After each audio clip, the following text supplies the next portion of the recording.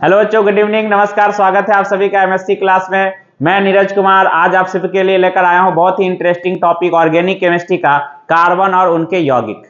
Carbon और उनके यौगिक में हम लोग आज कार्बन का पोस्टमार्टम करने वाले हैं। पोस्टमार्टम का मतलब है कि हम कार्बन के एक एक चीजों को जानने वाले हैं कि कार्बन मेटल, नॉन मेटल या मेटेलॉइड यानी धातु, अधातु और उपधातु में से क्या है, उनकी रासायनिक संरचना यानी कार्बन जब कई अन्य परमाणुओं से जुड़ता है तो किस तरह की रासायनिक संरचना बनाता है, इसके बारे में जानेंगे। और संकरण की बात अभी हम नहीं करेंगे क्योंकि संकरण के लिए अभी आप उस क्लास में नहीं हैं कि आप संकरण जानो, लेकिन आप जब 11th 12th में जाओगे तो वहां संकरण के बारे में भी, हाइब्रिडाइजेशन के बारे में भी बताया जाएगा। फिलहाल हम लोग इसके बेसिक चीजों को समझेंगे, जैसे इलेक्ट्रॉन बिंदु संरचना, संतृप्त हाइड्रोकार्बन, असंतृप्त हाइड्रोकार्बन, कार्बनिक यौगिक क्या होता है, कुछ ऐसे भी चीज हम लोग जानेंगे कार्बनिक यौगिक में जिसके बारे में आप पहले इसके बारे में नहीं जान रहे होगे, या अगर जान भी रहे होगे तो कुछ मिसकंसेप्शन जरूर रहा होगा। हो सकता है कि उसके बारे में आपको सही सही जानकारी नहीं दिया गया होगा। तो चलिए शुरू करते हैं, देखते हैं। सबसे पहले आप ही के सोनू सर के सौजन्य से आपके लिए वीडियो लेकर आ रहे हैं, और एमएससी बाय सोनू सर आप स्क्रीन पे देख रहे हैं, उन्हीं के क्लास से ये वीडियो हम लोग रिकॉर्ड कर रहे हैं। तो सबसे पहला जो स्क्रीन पे आप देख रहे हैं वो क्या है? कार्बन एवं उनके यौगिक। कार्बन और उनके यौगिक, ये आपका अध्याय 4 है, और इसमें हम लोग सबसे पहले कार्बन से समझेंगे चीज को। सबसे पहले किससे समझने वाले हैं? कार्बन से, कि कार्बन और उनके यौगिक में कार्बन है क्या। कार्बन अधातु है, सभी को पता है, लेकिन हम आपको एक ट्रिक बताते हैं कि धातु, अधातु और उपधातु पहचानने का। मेन रूप से धातु अधातु, क्योंकि सभी चीज बता देंगे तो हो सकता है कि बहुत ज्यादा चीज जानने से कंफ्यूजन भी बढ़ता है और फिर बाद में लगेगा कि सर खिचड़ी हो गया। सिंपल सा बात है कि अगर किसी तत्व के नाम में ना लगा हो, क्या लगा हो? ना लगा हो, तो नॉन मेटल होता है। नाम ही है ना, तो बोलता है नॉन मेटल, यानी अधातु। अधातुओं के नाम में अंत में क्या लगा होगा? ना लगा होगा। जैसे कि कुछ उदाहरण हम बोलते हैं, बस सुनने की जरूरत। जैसे हम बोल रहे हैं हाइड्रोजन, क्या लगा अंत में? ना। कार्बन, उसी के बारे में हम लोग पढ़ने वाले हैं अभी। कार्बन, कार्बन के नाम के अंत में क्या लगा हुआ है? ना। अगर स्क्रीन पे ये कम पड़ रहा हो तो हम इसका थोड़ा सा लेंथ बढ़ा देते हैं, ताकि किसी को अगर देखने में दिक्कत हो रहा हो तो अब दिख रहा होगा। तो हम बात कर रहे थे कार्बन की। कार्बन के नाम में भी हम देख रहे हैं अंत में ना लगा है।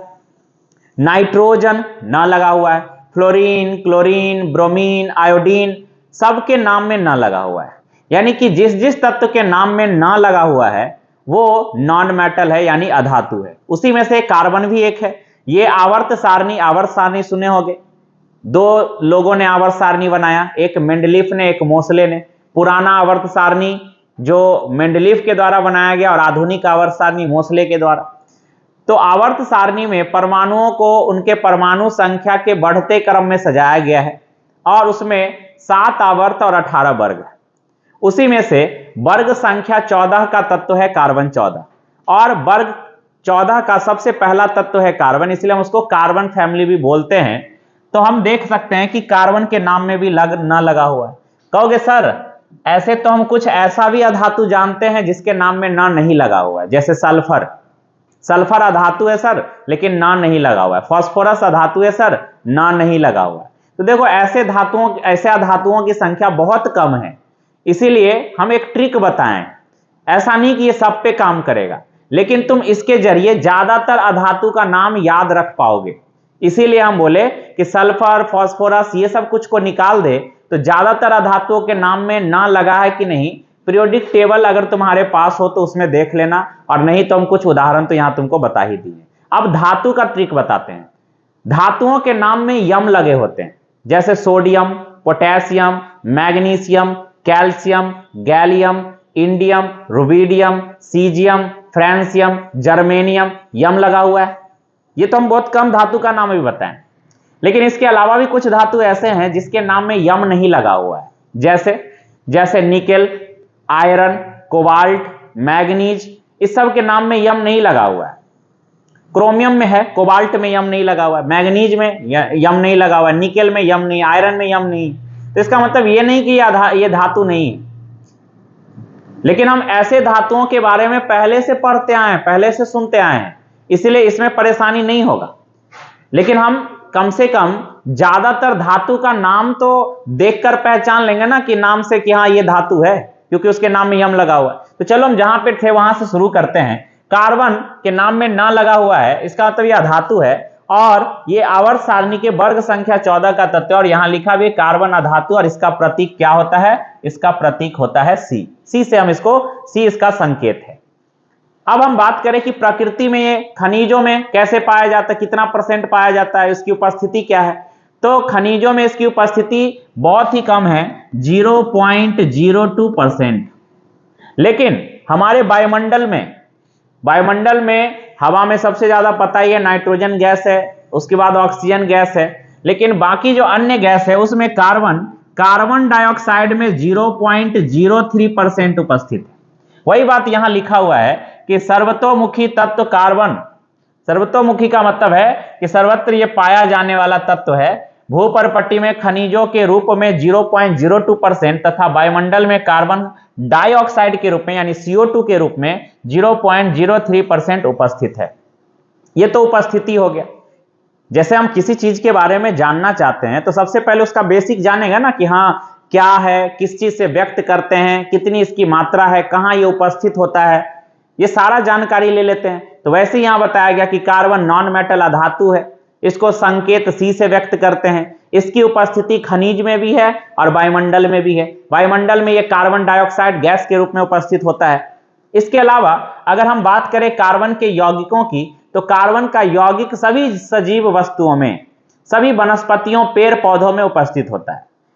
कार्बनिक यौगिक का जो बहुत परिभाषा था, जो बहुत पुराना परिभाषा है, उसका परिभाषा है कि ऐसे यौगिक जो पेड़ पौधे, जीव जंतु या वनस्पतियों से प्राप्त किए जाते हैं कार्बनिक यौगिक कहलाते हैं। इसीलिए जितने भी पेड़ पौधे, जीव जंतु हैं, अगर वो डेड हो जाता है, मर जाता है, तो उसके शरीर का डिकम्पोजिशन होना शुरू होता है, वो सड़ने गलने लगता है। ये सिर्फ कार्बनिक यौगिकों में देखा जाता है। तो यहां पे लिखा भी है कि सभी सजीवों, पौधों और जंतुओं का शरीर कार्बन यौगिकों का बना होता है, कार्बन के यौगिकों का बना होता है। आगे कार्बन में सहसंयोजी आबंध बताया है। तो देखो कार्बन वर्ग 14 का तत्व है और कार्बन ना तो इलेक्ट्रॉन लेता है ना तो इलेक्ट्रॉन देता है, ना तो उसमें इलेक्ट्रॉन लेने की प्रवृत्ति है ना तो इलेक्ट्रॉन देने की प्रवृत्ति है। कार्बन इलेक्ट्रॉन साझा करता है। अब कार्बन इलेक्ट्रॉन साझा करता है तो कितना इलेक्ट्रॉन साझा करता है? तो कार्बन की परमाणु संख्या 6 है, कार्बन की परमाणु संख्या 6 और परमाणु भार 12। हम लोग जो कार्बन पढ़ते हैं, हम लोग जो कार्बनिक यौगिक देखते हैं, उसमें हम कार्बन 6-12 की बात करते हैं। लेकिन इसके अतिरिक्त कार्बन के दो और समस्थानिक होते हैं, एक होता है कार्बन 6-13, एक होता है कार्बन 6-14। तो समस्थानिक का मतलब है समान स्थान वाला, जिसका आवर्त सारणी में स्थान समान हो, एक ही जगह पर उपस्थित तत्व।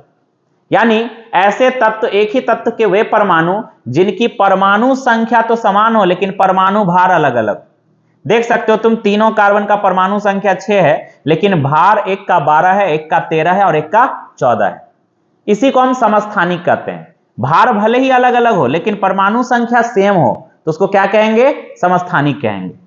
तो इसीलिए कार्बन का जो हम लोग यूज करते हैं यौगिकों में, वो हम लोग कार्बन 6-12 लेकर चलते हैं। बाकी जो कार्बन 6-13, 6-14 है वो रेडियो सक्रिय तत्व है। और रेडियो सक्रिय तत्व क्या है ये तुमको आगे के क्लास में बताया जाएगा। तो हम यहां कार्बन 6-12 में 6 जो परमाणु संख्या और 12 इसका परमाणु भार है, तो इसी 6 परमाणु संख्या को 6 इलेक्ट्रॉन के बराबर भी दिखा सकते हैं, क्योंकि परमाणु संख्या और इलेक्ट्रॉन की संख्या बराबर होती है, क्योंकि परमाणु विद्युततः उदासीन होता है। जैसे कहीं पे लोहा रखा हुआ है तो तुम लोहे को जाकर छुओगे तो तुमको विद्युत का झटका तो नहीं देगा। तो क्यों नहीं देता? जब तक हम उस लोहे को विद्युत स्रोत से नहीं जोड़ देते हैं तब तक उस लोहे से विद्युत का झटका महसूस नहीं होता है, वो विद्युत का चालन नहीं करता है। ऐसा इसीलिए क्योंकि हर एक परमाणु में इलेक्ट्रॉन तो बह रहा है, लेकिन जब हम उस लोहे को विद्युत के संपर्क में लाते हैं तो इलेक्ट्रॉन फ्लो होना शुरू करता है और इलेक्ट्रॉन के प्रवाहित होने के कारण ही उसमें चालकता उत्पन्न होती है। इसका मतलब यह है कि अगर हम किसी भी परमाणु को विद्युत स्रोत से नहीं जोड़ते हैं तब तक वो विद्युतता उदासीन होता है। ऐसा इसीलिए होता है क्योंकि उसमें जितने भी इलेक्ट्रॉन होते हैं उसका जो औसत वेग है वो शून्य होता है, और साथ ही साथ परमाणु में प्रोटॉन की संख्या और इलेक्ट्रॉन की संख्या समान होती है। जब परमाणु में प्रोटॉन इलेक्ट्रॉन की संख्या समान होगी तो परमाणु विद्युतता उदासीन होगा। तो 6 अगर परमाणु संख्या है तो इलेक्ट्रॉन की संख्या भी क्या होगा, 6 ही होगा। तो हम इस 6 इलेक्ट्रॉन को अगर KLMN कक्षा में तोड़ते हैं, क्योंकि तुमको पता होगा, इतना बताया गया होगा कि नाभिक में, परमाणु के केंद्र में, सेंटर में प्रोटॉन न्यूट्रॉन होता है और इलेक्ट्रॉन कक्षा में घूम रहा होता है, इलेक्ट्रॉन कक्षा में चक्कर लगाता है। तो पहली कक्षा में 2 इलेक्ट्रॉन होते हैं कार्बन के और दूसरी कक्षा में 4, तीसरी कक्षा होता ही नहीं कार्बन का, क्योंकि कार्बन द्वितीय आवर्त का तत्व है, इसमें 2 ही कक्षा पाया जाता है। पहली कक्षा को हम K से व्यक्त करते हैं और दूसरी कक्षा को L से। K कक्षा में 2 इलेक्ट्रॉन होते हैं और L कक्षा में 4 इलेक्ट्रॉन होते हैं। इसी तरह से हम यहां पे देख सकते हैं कि इसका इलेक्ट्रॉनिक विन्यास लिखा हुआ है। इलेक्ट्रॉनिक विन्यास का मतलब क्या है सर? इलेक्ट्रॉनिक विन्यास, इलेक्ट्रॉनिक कॉन्फ़िगरेशन का मतलब है इलेक्ट्रॉनों की सजावट।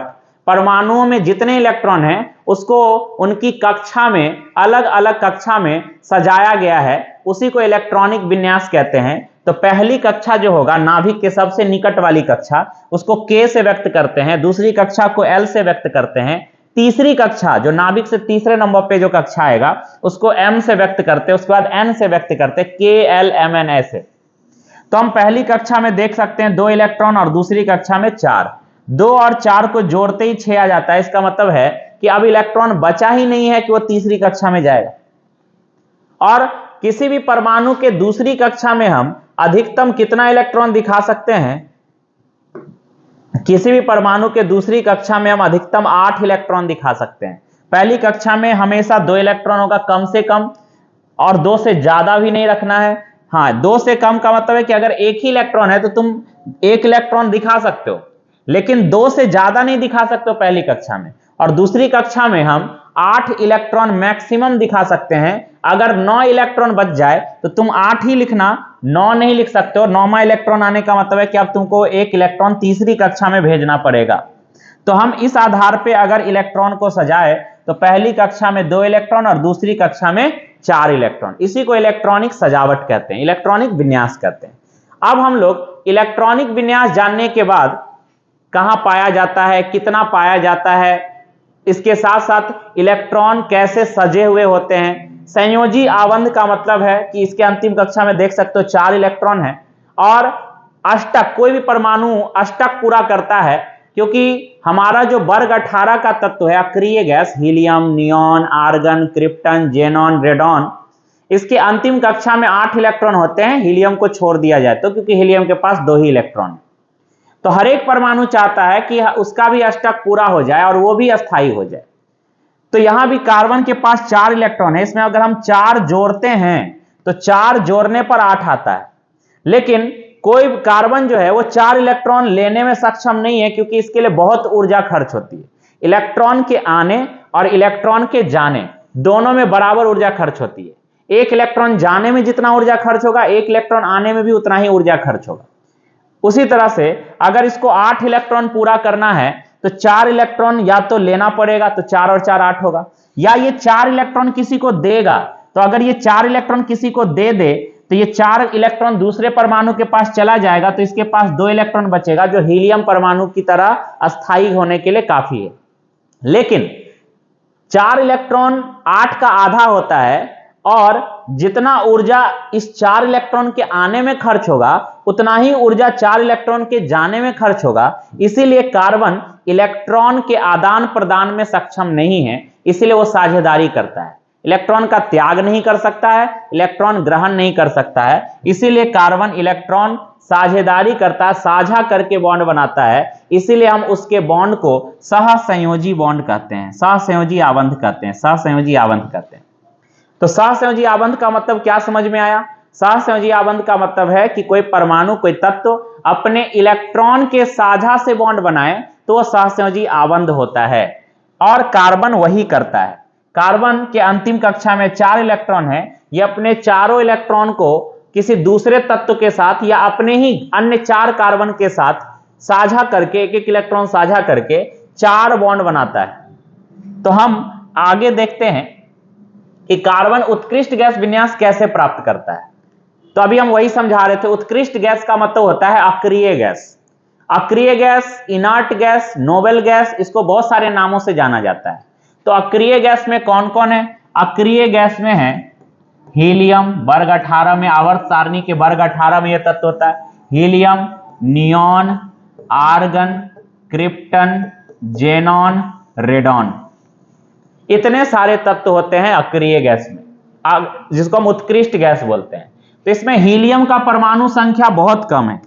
इसमें हीलियम का अगर परमाणु संख्या देखा जाए तो हीलियम का परमाणु संख्या 2 है। लेकिन अगर हम हीलियम को छोड़ दें तो बाकी जितना तत्व है उसके अंतिम कक्षा में 8 इलेक्ट्रॉन होता है। इसीलिए कार्बन चाहता है कि वो भी अष्टक पूरा कर ले, लेकिन ये ना तो 4 इलेक्ट्रॉन देने में सक्षम है, ना तो 4 इलेक्ट्रॉन लेने में सक्षम है। यानी ना तो ये C4+ बना सकता है, ना तो ये C4-, क्योंकि जब कार्बन 4 इलेक्ट्रॉन दे देता तो देने वाला धनी होता है और धनी पे धनावेश होता है, देने वाला धनी होता है, धनी पे धनावेश होता है। कभी गरीब दान नहीं करेगा। गरीब तब, कोई भी आदमी गरीब हो या अमीर, दान तभी करता है जब उसको लगता है कि मेरे जरूरत से ज्यादा है। हम दान दे भी देंगे तो हमको इफेक्ट नहीं पड़ेगा, तो दान करता है। तो चाहे वो गरीब आदमी दान कर रहा हो या अमीर आदमी, वो क्या कहलाएगा उस समय? डोनर कहलाएगा, धनी कहलाएगा। इसलिए हम उस पर धनावेश कर देते हैं। और जो कर्ज ले रहा है किसी से, कर्ज लेने को क्या बोलते हैं? ऋण। तो जो ऋण लेता है उसको हम बोलते हैं ऋणी, और ऋणी पे होता है ऋणावेश। तो 4 इलेक्ट्रॉन देता तो 4 धनावेश, क्योंकि दे रहा है इसीलिए धनी है। 4 इलेक्ट्रॉन लेगा तो उसको ऋणी बोलेंगे, इसलिए उस पर 4 ऋणावेश है। लेकिन ये दोनों पॉसिबल नहीं है, क्योंकि इस दोनों स्थिति में कार्बन के द्वारा 4 इलेक्ट्रॉन या तो देना पड़ेगा या लेना पड़ेगा, जो 8 इलेक्ट्रॉन का आधा है। और आधा होने का मतलब है कि जितना ऊर्जा इलेक्ट्रॉन आने में खर्च होगा उतना जाने में भी होगा। लेकिन इतनी ऊर्जा होती नहीं है कार्बन के पास कि वो 4-4 इलेक्ट्रॉन या तो ले ले या दे दे। इसीलिए कार्बन साझेदारी करता। तो यहां देखो लिखा हुआ है, क्या लिखा है? कार्बन चतुसंयोजी है। कार्बन ना तो 4 इलेक्ट्रॉन खोकर C4+ धनायन, न ही 4 इलेक्ट्रॉन प्राप्त कर C4- ऋणायन आयनिक आबंध बनाता है। आयनिक आबंध बनाता है, ये बना ही नहीं सकता है। आयनिक आबंध खोकर या इलेक्ट्रॉन को खोकर या इलेक्ट्रॉन लेकर नहीं बना सकता है, क्योंकि कोई परमाणु जब इलेक्ट्रॉन त्याग करता है या इलेक्ट्रॉन किसी से लेता है, यानी जब उस पर धनावेश या ऋणावेश उत्पन्न होता है, तब वहां आयनिक बंधन बनता है। लेकिन यहां तो कार्बन ऐसा कर ही नहीं रहा है, यहां तो ये इलेक्ट्रॉन साझा कर रहा है, इस वजह से ये सहसंयोजी आबंध बनाता है। तो देखो आगे क्या लिखा हुआ है। आगे लिखा है 4 अतिरिक्त इलेक्ट्रॉनों को धारण करना कार्बन के लिए अत्यंत कठिन है। पहले बोले कि 4 इलेक्ट्रॉन लेना उसके लिए कठिन है।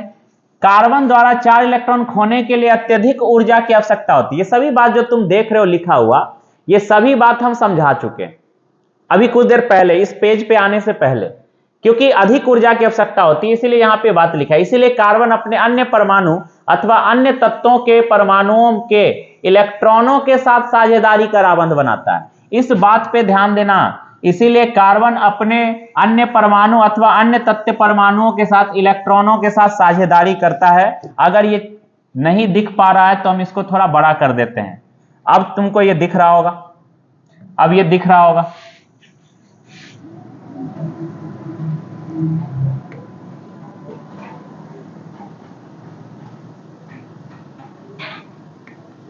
अब ये दिख रहा होगा। वर्ग 18 वाला हम फिर से लिख दे रहे हैं। हीलियम जिसका परमाणु संख्या 2 है, इसका 10 होता है। आर्गन 18, क्रिप्टन 36, जेनॉन 54 और रेडॉन का परमाणु संख्या 86 होता है। Helium, neon, argon, krypton, xenon, radon. Helium के पास इलेक्ट्रॉन ही नहीं है ज्यादा, 2 ही इलेक्ट्रॉन है, तो अंतिम कक्षा में 8 कहां से आएगा? लेकिन अब पूछा भी जाता है, देखना 10th में भी ये क्वेश्चन पूछा जा चुका है या पूछ सकता है क्या, कि कौन सा ऐसा अक्रिय गैस है जो अष्टक पूरा नहीं करता है? तो आप बताओ तो इसका आंसर। सामने तुम्हारे जवाब लिखा हुआ है, फिर भी देखते हैं बता पाते हो कि नहीं। कौन सा ऐसा अक्रिय गैस है जिसका अष्टक पूरा नहीं होता है? सोच लियोगे? तो बताओ तुम अगर इसमें से कोई भी एक नाम लिए होगे, जो हीलियम बोला है वो बिल्कुल सही बोला है, क्योंकि हीलियम के पास इलेक्ट्रॉन ही 2 है, तो अष्टक कहां से पूरा करेगा।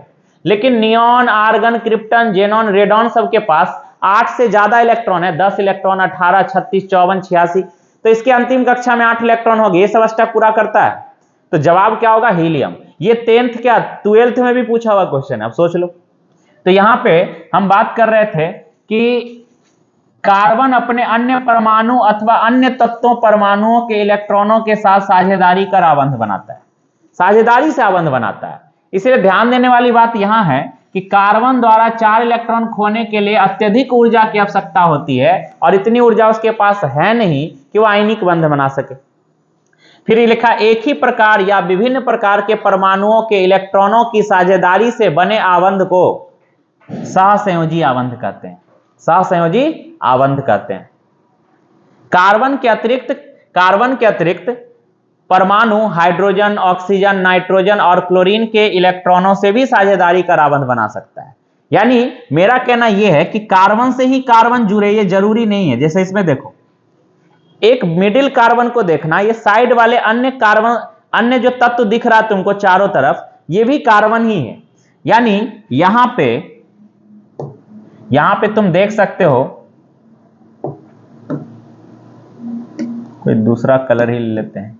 यहां तुम देख सकते हो कि ये जो इलेक्ट्रॉन है, ग्रीन वाला इलेक्ट्रॉन पे ध्यान देना, ये ग्रीन वाला चारों इलेक्ट्रॉन किसका है?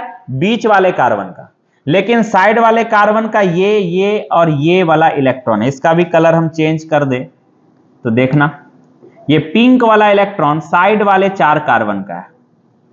तो जरूरी नहीं है कि कार्बन जो है वो केवल कार्बन से ही जुड़े, कार्बन परमाणु अन्य तत्वों से भी जुड़ सकता है, कार्बन परमाणु अन्य तत्वों से भी जुड़ सकता है। यानी हम कार्बन को हाइड्रोजन से, कार्बन को क्लोरीन से, कार्बन को सल्फर से, अन्य तत्वों से भी जोड़कर आबंध बना सकते हैं। लेकिन ध्यान देना, कार्बन, हाइड्रोजन, क्लोरीन ये सब अधातु है, और अधातुओं के बीच सहसंयोजक आबंध बनता है, इसीलिए यहां हमेशा साझेदारी होगा। तो कार्बन का ये वाला गुण समझ में आया होगा, जो बात अभी तक हम बता रहे थे। कार्बन कितना उपस्थित होता है, खनिज में कितना होता है, वायुमंडल में कितना होता है, संकेत क्या है, इलेक्ट्रॉनों की सजावट क्या है। अंतिम कक्षा में 4 इलेक्ट्रॉन होते हैं, इसलिए उसको हम चतुस्संयोजी बोलते हैं। 4 इलेक्ट्रॉन ना तो लेता है ना तो देता है। क्यों नहीं लेता देता है यह भी हम बताएं। ऊर्जा उतनी नहीं होती है जिसकी वजह से ऐसा होता है। सहसंयोजक आबंध कैसे बनता है, तो हम कार्बन के इस सब प्रॉपर्टी को आज पढ़े हैं। तो तुम यहां देख सकते हो कि हाइड्रोजन के बॉन्ड को बनाकर दिखाया गया है। तो कैसे बनाया गया है, तो हाइड्रोजन के पास 1 इलेक्ट्रॉन होता है। देखना यहां क्रॉस यूज किया है, हम लोग क्रॉस नहीं बिंदु यूज कर रहे हैं। इलेक्ट्रॉन की लुईस बिंदु संरचना नाम सुने होंगे। तो ये दोनों हाइड्रोजन अपना 1-1 इलेक्ट्रॉन साझा करेगा, तो दोनों के बीच में बॉन्ड बनेगा। जैसा कि तुम इस चित्र में देख सकते हो, ये हाइड्रोजन अपना 1 इलेक्ट्रॉन दिया, ये हाइड्रोजन अपना 1 इलेक्ट्रॉन दिया। इस दोनों के इलेक्ट्रॉन के मिलने से दोनों के बीच एक बॉन्ड बनेगा, और दोनों हाइड्रोजन एक दूसरे से जुड़कर H बॉन्ड H बना लेगा, जिसको हम H2 अणु कहते हैं। इसलिए तुम देख सकते हो यहां इंडिकेट करके बताया है कि साझेदारी इलेक्ट्रॉन का जोड़ा है, साझा किया हुआ इलेक्ट्रॉन है। यानी दोनों इलेक्ट्रॉन किसी एक हाइड्रोजन का नहीं है, दोनों इलेक्ट्रॉन अलग अलग हाइड्रोजन का है। H बॉन्ड H हाइड्रोजन परमाणुओं के बीच आबंध को दिखाया गया।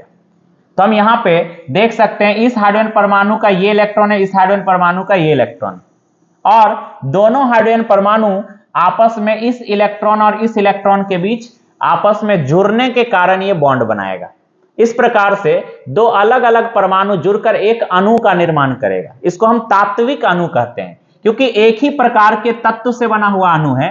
अणु 2 प्रकार के होते हैं, इसमें हाइड्रोजन है और हाइड्रोजन से हाइड्रोजन ही जुड़ा है, इसलिए हम इसको तात्विक अणु कहते हैं।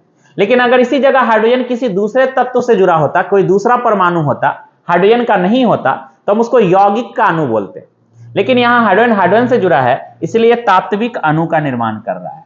और इसमें देख लो O2, ये भी तात्विक अणु है। ये भी क्या है, ये भी तात्विक अणु है। या हम इसको लिख सकते हैं क्या, तत्व का अणु। तत्व का अणु का मतलब होता है एक ही तत्व से बना हुआ अणु। ऑक्सीजन का परमाणु संख्या होता है 8, पहली कक्षा में 2 और आखिरी कक्षा में 6 इलेक्ट्रॉन होते हैं। K-L-M-N कक्षा भी कुछ देर पहले हम बताए थे। पहली कक्षा को K से, दूसरी कक्षा को L से व्यक्त करते हैं। ट्रिक क्या है? अगर कोई स्टूडेंट सोच रहा होगा कि सर हमको कैसे पता चलेगा कि पहले में 2 दूसरे में 6 है, तो एक ट्रिक बताते हैं। K-L-M-N कक्षा में जब इलेक्ट्रॉन सजाना हो तो ये ट्रिक याद रखो। 2 8 8 18 18 32 32। आवर्त सारणी में 7 आवर्त होते हैं। सातों आवर्त के लिए 1 2 3 4 5 6 7, ये तुम 7 संख्या देख सकते हो। बहुत जगह पे इसको मैजिक नंबर भी कहा जाता है। तो 2 8 8 18 18 32 32 में पहले क्या लिखा हुआ है? 2, तो हम लिख दिए 2। दूसरे नंबर पे 2 लिख दिए, ट्रिक लगा दिए इस पे। दूसरे नंबर पे क्या लगाना है? 8। ध्यान रखना, 2 को छोड़कर सभी अंक एक एक बार रिपीट हुआ है। 2 को छोड़ दे तो 8 के बाद फिर 8 आया, 18 के बाद फिर 18 आया, 32 के बाद फिर 32 आया। इसके बाद नहीं, क्योंकि 7 ही आवर्त है तो हम 7 संख्या लिखे। 1 2 3 4 5 6 7, 7 बार लिखे। तो पहले में 2 लिखना, हम 2 लिख दिए। लेकिन दूसरे नंबर पे हमको लिखना है 8, लेकिन 8 ये बता रहा है कि ये मैक्सिमम नंबर है, 8 से ज्यादा नहीं बढ़ना है। लेकिन बताओ 8 इलेक्ट्रॉन तो हमारे पास टोटल है, ऑक्सीजन का टोटल परमाणु संख्या 8 है, जिसमें पहली कक्षा में 2 इलेक्ट्रॉन रखने के लिए बोला है। तो 8 में से 2 रख दिए, तब क्या 8 बचा? 8 तो नहीं बचा। तो 8 में से 2 रख दिए तो बचा कितना हमारे पास? 6 इलेक्ट्रॉन बचा। इसीलिए हम दूसरी कक्षा में 6 रखें। अब बताओ, इसके पास अंतिम कक्षा में 6 इलेक्ट्रॉन है। इस 6 इलेक्ट्रॉन को ही हम बोलते हैं संयोजी इलेक्ट्रॉन। किसी परमाणु के सबसे बाहर वाली कक्षा के इलेक्ट्रॉन को बोलते हैं संयोजी इलेक्ट्रॉन। आउटर मोस्ट शेल, सबसे बाह्यतम कक्षा। तो इस परमाणु में 2 ही कक्षा है, तो इसकी दूसरी कक्षा ही इसकी बाह्यतम कक्षा होगी। इसीलिए ऑक्सीजन का संयोजी इलेक्ट्रॉन कितना है? 6। लेकिन क्या संयोजकता भी 6 है? अगर तुम कह रहे हो कि हां सर, तो तुम अभी संयोजकता गलत बोल रहे हो। संयोजकता इसका 6 नहीं है, संयोजी इलेक्ट्रॉन 6 है, लेकिन संयोजकता इसका 2 है। कैसे? क्योंकि यह परमाणु चाहेगा ना अष्टक पूरा करना। अष्टक पूरा करने का मतलब होता है, अष्टक नियम में यह बताया जाता है कि तत्व के बाह्यतम कक्षा के जो इलेक्ट्रॉन होते हैं उसकी संख्या 8 हो जानी चाहिए। तो बाह्यतम कक्षा में तो 6 ही इलेक्ट्रॉन है, तो 8 कैसे होगा जब ये 2 इलेक्ट्रॉन किसी से मांगेगा? जैसे तुम्हारे पास कोई सामान खरीदने के लिए 100 रुपया चाहिए और तुम्हारे पास 80 रुपया ही, तो जब तक 20 रुपया किसी से नहीं मांगोगे, 20 रुपया नहीं लोगे, तो कैसे 100 रुपया का सामान खरीदोगे? नहीं तो कर्ज। तो हम वहां पे क्या करते हैं? 20 रुपया कर्ज लेते हैं। अगर तुम किसी से नहीं मांगे तो दुकानदार को ही तुम बोलोगे कि सर भैया 20 रुपया हम बाद में दे देंगे। तो इसी तरह से 8 इलेक्ट्रॉन इसको चाहिए और है कितना? 6। तो इसका मतलब ये 2 इलेक्ट्रॉन कर्ज लेगा। तो ये जो 2 इलेक्ट्रॉन ऑक्सीजन कर्ज ले रहा है ना, यही इसकी संयोजकता है। तो किसी परमाणु की जितनी संयोजकता होती है वो उतना ही बॉन्ड बनाता है। तो ऑक्सीजन 2 बॉन्ड बनाएगा। यहां पे देखना, तो ऑक्सीजन के पास अंतिम कक्षा में 6 इलेक्ट्रॉन है। तो यहां देखो तो जरा, 1 2 3 4 5 6 बार क्रॉस लगा हुआ है कि नहीं? 1 2 3 4 5 6, क्योंकि हमेशा इलेक्ट्रॉन बाहर वाली कक्षा से निकलता है और आता भी सबसे पहले बाहर वाली कक्षा में ही है। इसीलिए बाह्यतम कक्षा के इलेक्ट्रॉन आबंध बनाने की क्रिया में भाग लेता है। ध्यान से सुनना, बाह्यतम कक्षा का इलेक्ट्रॉन आबंध बनाने की क्रिया में भाग लेता है। तो अगर देखा जाए तो दोनों में 8-8 इलेक्ट्रॉन है, लेकिन क्या 8 इलेक्ट्रॉन बॉन्ड बना लेगा? नहीं, ये सिर्फ 2 इलेक्ट्रॉन कर्ज ले रहा है। इसका मतलब है कि इसकी संयोजकता 2 है, अर्थात 2 इलेक्ट्रॉन ही बॉन्ड बनाने में भाग लेगा।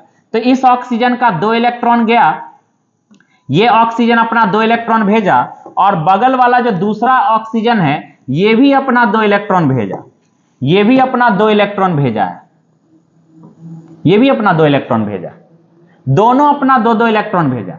इस दोनों इलेक्ट्रॉन से एक बॉन्ड बनेगा, इस दोनों इलेक्ट्रॉन से एक बॉन्ड बनेगा, यानी दोनों ऑक्सीजन के बीच में डबल बॉन्ड बन गया। और बाकी जो इलेक्ट्रॉन बच गया वो बॉन्ड बनाने की क्रिया में भाग नहीं लिया है, अर्थात दोनों ऑक्सीजन अपना अपना एक एक इलेक्ट्रॉन यूज करके बॉन्ड बना लिया। तो देखना तो कौन कौन बिंदु बॉन्ड बना रहा है, ये वाला, ये वाला, ये वाला और ये वाला। बाकी साइड वाला तो बॉन्ड बनाने में भाग ही नहीं लिया। इसीलिए ऑक्सीजन के इस लुईस बिंदु स्ट्रक्चर से तुम देख सकते हो कि ऑक्सीजन दूसरे ऑक्सीजन परमाणु के साथ डबल बॉन्ड बनाता है, क्योंकि दोनों ऑक्सीजन की संयोजकता तो सेम ही होगी, 2। दोनों अष्टक पूरा करने के लिए 2 इलेक्ट्रॉन लेगा। इसीलिए यहां केवल 2 बिंदु ही है जो कॉमन हुआ है। देखना 2 बिंदु ही कॉमन हुआ, 2 ही को घेरा गया है, बाकी इस घेरे से बाहर है। तो जो इस दोनों के बीच कॉमन हुआ है, दोनों एक दूसरे को साझा करने के लिए भेजा है, अर्थात वही दोनों बॉन्ड बनाएगा। एक बॉन्ड बनाने के लिए 2 इलेक्ट्रॉन चाहिए, तो ये दोनों इलेक्ट्रॉन मिलकर एक बॉन्ड बना, ये दोनों इलेक्ट्रॉन मिलकर एक बॉन्ड बना, तो टोटल कितना बॉन्ड बन गया? 2। इसीलिए oxygen double bond oxygen, oxygen oxygen के बीच द्विबंधन होता है। अब इसमें तुम देख सकते हो एक चीज कि ये 2 इलेक्ट्रॉन इस ऑक्सीजन का है और ये 2 इलेक्ट्रॉन इस ऑक्सीजन का है। तो 6 में से 2 ही, अंतिम कक्षा में कितना इलेक्ट्रॉन है? 6। लेकिन उसमें से इजाजत कितने का मिला? कि सिर्फ 2 का ही इजाजत है, क्योंकि अष्टक पूरा करने के लिए 2 इलेक्ट्रॉन चाहिए। तो बाकी दोनों ऑक्सीजन पे 4-4 इलेक्ट्रॉन बच जाएगा। 1 2 3 4, 1 2 3 4। इसीलिए तुम यहां देख सकते हो 4 इलेक्ट्रॉन, यहां देख सकते हो 4 इलेक्ट्रॉन, यहां देख सकते हो 4 रेड वाला बिंदु, और यहां देख सकते हो। तो हम इस तरह से ऑक्सीजन ऑक्सीजन के बीच द्विबंधन का निर्माण करके हम दिखाएं लुईस की इलेक्ट्रॉन बिंदु संरचना से कि परमाणु किसी दूसरे परमाणु के साथ साझा करके बॉन्ड कैसे बनाता है। तो हम समझते हैं कि आज के क्लास के लिए इतना बात समझ लेना सही होगा, क्योंकि इससे ज्यादा अगर हम पढ़ते हैं वीडियो लंबा होता है। तो एक तो बहुत सारे स्टूडेंट वीडियो की लंबाई देखकर घबरा जाते हैं, क्योंकि रील्स का जमाना है। 30 सेकंड का वीडियो पेशेंस से देख नहीं पाता, तो 30 मिनट का वीडियो खाक देखेगा। लेकिन जो भी बात समझाया गया है, अगर तुम इसको अच्छे से सुनोगे तो तुमको बात बहुत अच्छे ढंग से समझ में आएगी बच्चों। और बहुत मेहनत करके पढ़ाई करने की जरूरत है, क्योंकि बहुत कम ही बच्चे होते हैं जो 10th में अपना पढ़ाई, अपना साइंस बहुत अच्छा बनाकर आता है इंटर में। अगर तुम ऐसा करके आते हो तो तुम्हारा इंटर काफी ज्यादा आसान होगा, तुमको बेसिक के ऊपर बहुत ज्यादा मेहनत करने की आवश्यकता नहीं होगी। तो हम आगे भी ऐसा वीडियो लेकर आएंगे। अभी कुछ टॉपिक कार्बनिक यौगिक का है, और हम एमएससी बाय सोनू सर के यूट्यूब प्लेटफॉर्म पे ही आप लोगों के साथ जुड़ेंगे, जिसमें हम इसके आगे का टॉपिक बताने वाले हैं। तो इंतजार कीजिएगा उस वीडियो का। तब तक इस वीडियो को कंप्लीट कर ले। अगर पसंद आए तो सर का चैनल लाइक करें, सब्सक्राइब करें, शेयर करें, और कोई भी इससे रिलेटेड डाउट हो तो सर को जरूर बताएं, ताकि सर के माध्यम से जब हमारे पास बात पहुंचेगी तो हम उसको अगले वीडियो में क्लियर कर देंगे। तब तक के लिए अपना ख्याल रखिए। Good night, take care.